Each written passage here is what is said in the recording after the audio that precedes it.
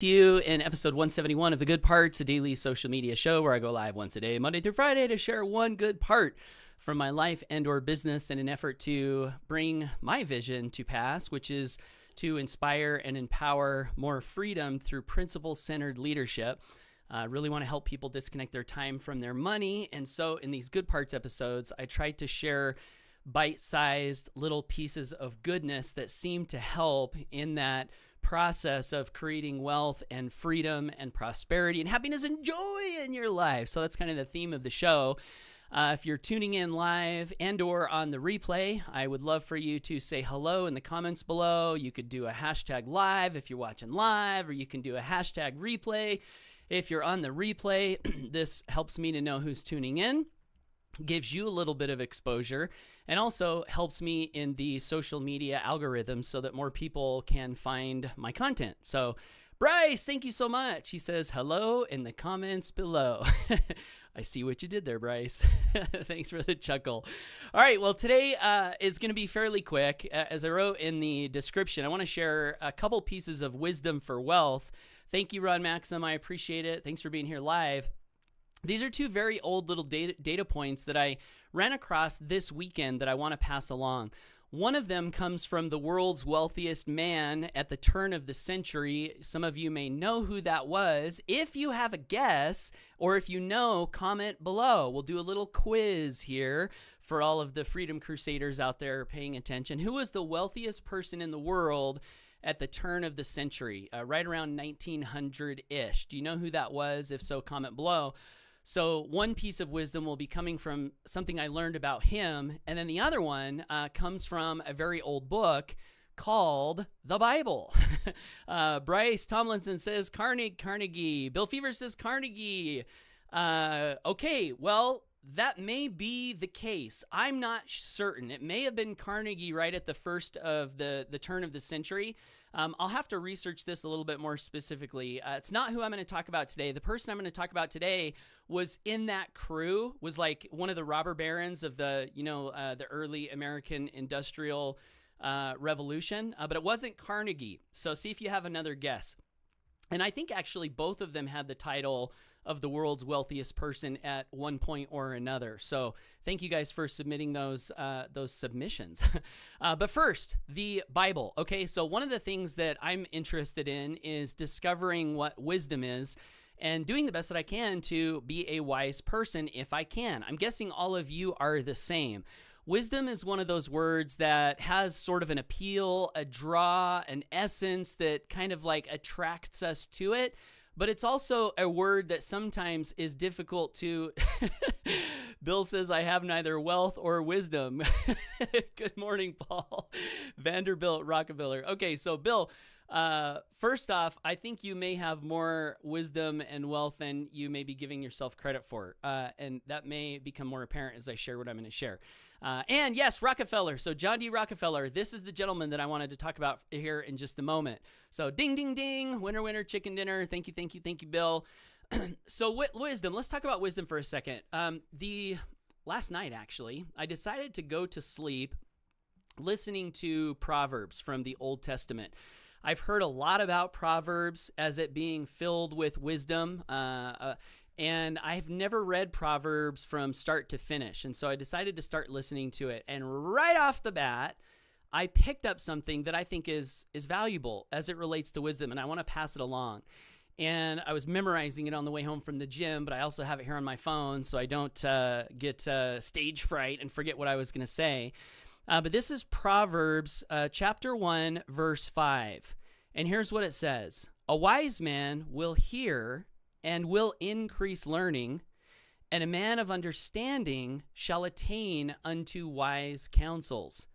So I think this is fascinating because wisdom, the word wisdom, to me, sort of implies that someone has some things figured out. Like they got it going on. You know, they picked up the they picked up the knowledge, they picked up the insights, they picked up the experience.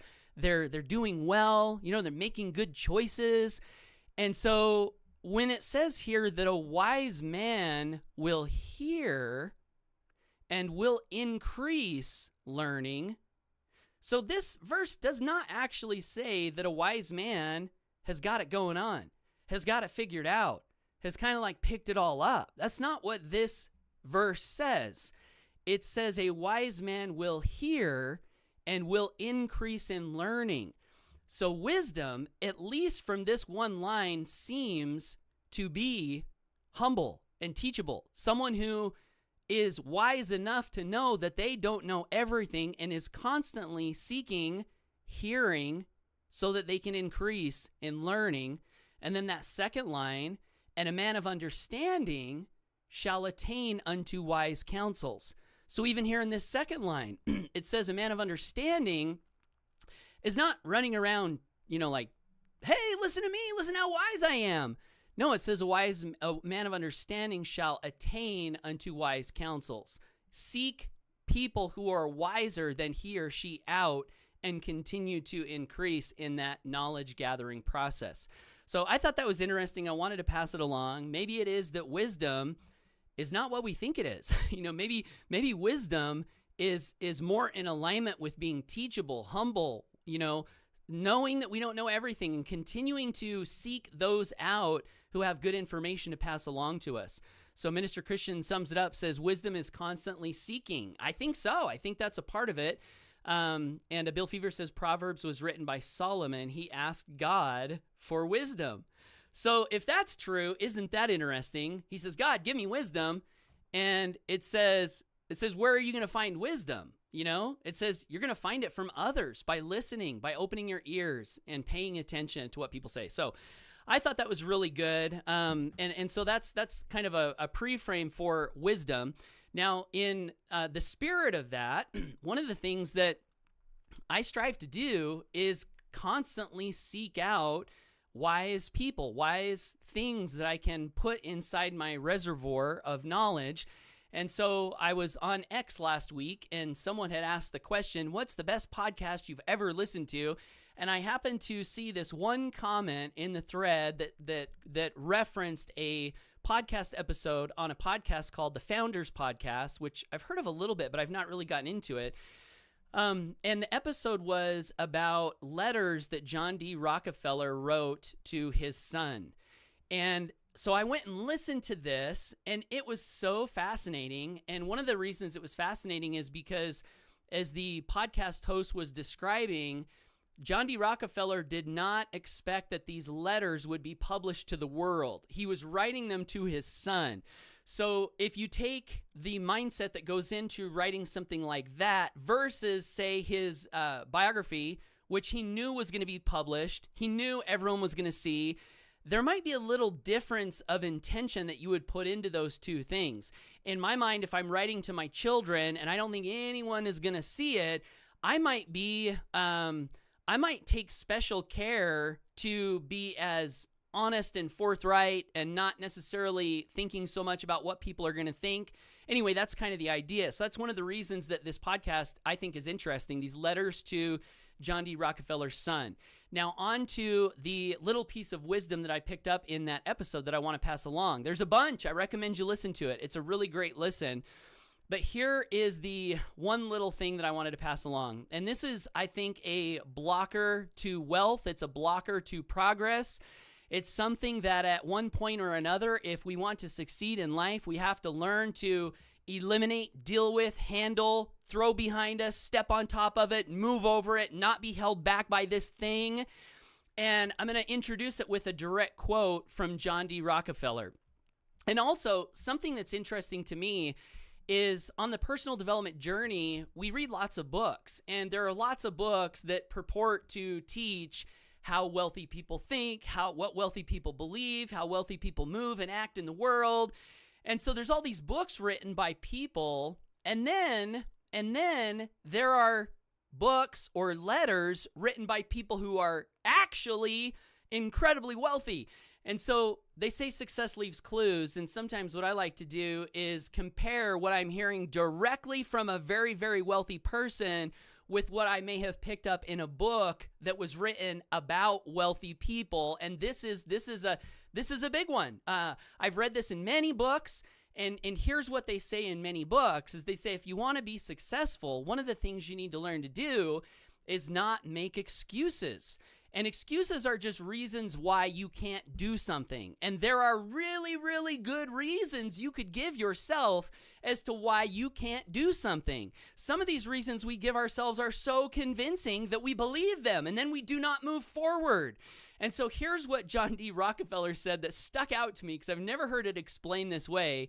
He said to his son, excuses are like a form of a mental illness. And then he went on to talk about how he has no respect at all for people who make excuses. In his mind, if you make an excuse for yourself, there's something wrong with you mentally. So I thought that was funny because of the way he described it. But I also thought it was instructive to peek inside the mind of, at least at one point, someone who is the wealthiest person on the planet, and have that verification that, yes, indeed, wealthy people do not make excuses. Never, ever do they make excuses. There's no good reason given to a successful person as to why they can't move forward, as to why they can't get around whatever obstacle is in front of them. Instead, they do the opposite of that, and this was also made apparent in this podcast. They give themselves reasons, all of the reasons in the world why they have all the power inside of them to conquer any obstacle. And one of the things that popped out in this episode was that John D. Rockefeller, and the host of this podcast, kept reiterating this.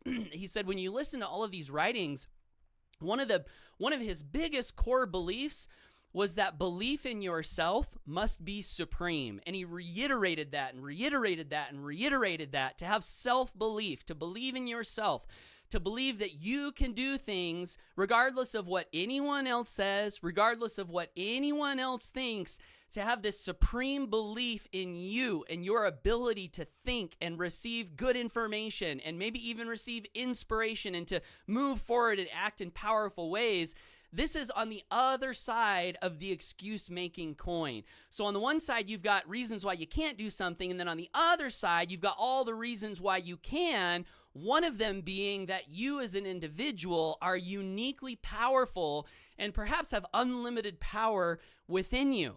So that's the second little piece of wisdom I wanted to pass along from John D. Rockefeller about excuses. But I also wanted to share with you on the topic one of my favorite poems that I memorized a long time ago. This poem was shared with me on the Grow Rich Mastermind.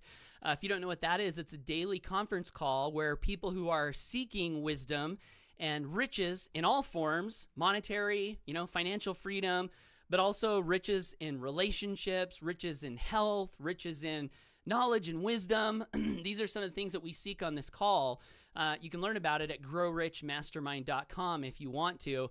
But this little gem was shared with me a few years ago, and it was so good that I wrote it down and I memorized it because I wanted to be of that same caliber of mindset, or at least in this area, as John D. Rockefeller. I did not want excuses to be any part of my character. And so here are the lines, and they go as follows. Excuses are monuments of nothingness. They build bridges to nowhere. Those who use this tool of incompetence are masters of nothingness. Therefore, there are no excuses. So I love those lines. I wanted to pass them along. You might want to consider jotting those down and memorizing them as well. They've helped me a lot in my journey to build freedom in my life, and I believe they can help you as well. So that's my message. Did you find value in it today? If so, I'd love to hear. Comment below. And I appreciate all of you guys so much for tuning in today. Bryce says being able to learn something is the superpower. 100% agree. And so I do these episodes Monday through Friday. If you got value from today's episode, I'd love to encourage you to subscribe to me on social media to get more of my content showing up in your newsfeed. And if you want to be sure that you'll get my content, I would love to invite you to subscribe to my email list. And you can do that at myfreedomfamily.com. myfreedomfamily.com. That'll get you on my email list. And also on your way through that page, if you're open to checking out a business model that I like to call the Enlightened Wealth Machine for a whole bunch of reasons. One of the reasons is that we pay 80% commissions. Another reason is that it's all about residual income. So you can grow a residual income faster, I think, with this business model that we've created than anything that I've seen. those are some of the reasons. But some other reasons are we believe in creating wealth in a way that benefits people, that benefits humanity. And so all of our products are very valuable, especially if you're in business yourself. We have a really cool funnel builder tool. You'll actually see if you go to myfreedomfamily.com and you look at that page was created with our funnel builder tool.